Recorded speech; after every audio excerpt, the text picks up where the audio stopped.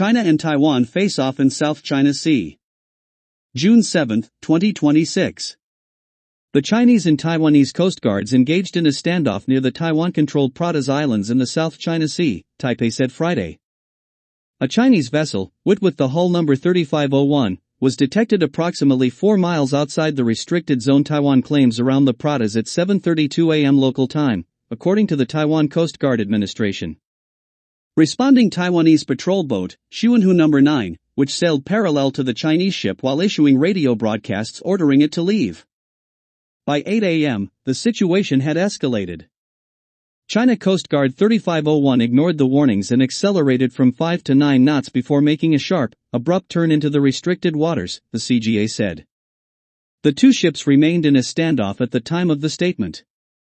The Republic of China and the People's Republic of China are not subordinate to each other, and only the Taiwan Coast Guard Administration has the authority to enforce the law in the waters around the Dongsha's, the agency said, adding it would take all necessary measures to curb China's unreasonable actions.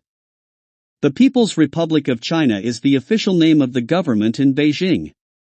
The Republic of China is the official name of Taiwan's government, which fled to the island after losing the Chinese Civil War to communist forces in 1949. Newsweek reached out to Taiwan's Coast Guard and the Chinese Foreign Ministry via email for comment. The Pratas, known in Taipei and Beijing as the Dongsha Islands, are situated about 250 miles southwest of Taiwan and 200 miles east of Hong Kong. They are claimed by both sides but administered by Taiwan, which maintains a small marine garrison on the largest island in the group, also known as Pratas. China claims Taiwan is part of its territory and has not ruled out force to achieve unification. Taiwan functions as a de facto sovereign state with its own democratically elected government, military and foreign affairs. Chinese patrols increase. The encounter came just weeks after a state-owned oceanographic vessel operated by Shanghai's Tongji University, the Tongjihao, sailed in waters off Taiwan's southern Luanbai Peninsula on May 7 and near the eastern port of Hualien on May 15. After receiving an intercepting radio warning from Taiwan's Coast Guard, the research vessel arrogantly responded with the broadcast, "There is no Republic of China, only the People's Republic of China." Chinese fishing and research vessels periodically sail near or into the so-called restricted waters, prompting Taiwan's Coast Guard to expel them. Chinese Coast Guard activity there remains lower in intensity than around Taiwan-controlled Kinmen in the Taiwan Strait, but has been increasing from occasional transits to more than 30 incidents annually, Taipei Times reported, citing the CGA. The gray zone. Analysts have pointed to the uptick in activity around Pratas, as well as near Kinmen and China's near-daily military sorties across the median line of the Taiwan Strait, as examples of gray zone tactics, a form of coercion that remains below the threshold likely to trigger a military response.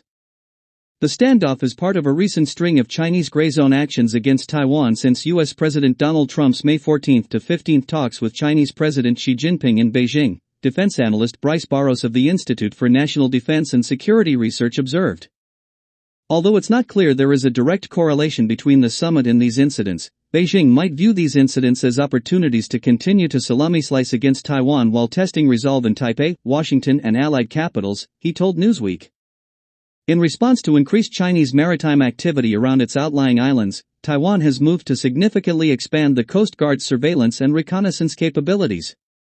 The Ocean Affairs Council, Taiwan's top maritime security body, has secured more than $935 million in special budget funding to acquire 40 new Coast Guard patrol vessels and upgrade maritime surveillance systems, Nikkei reported.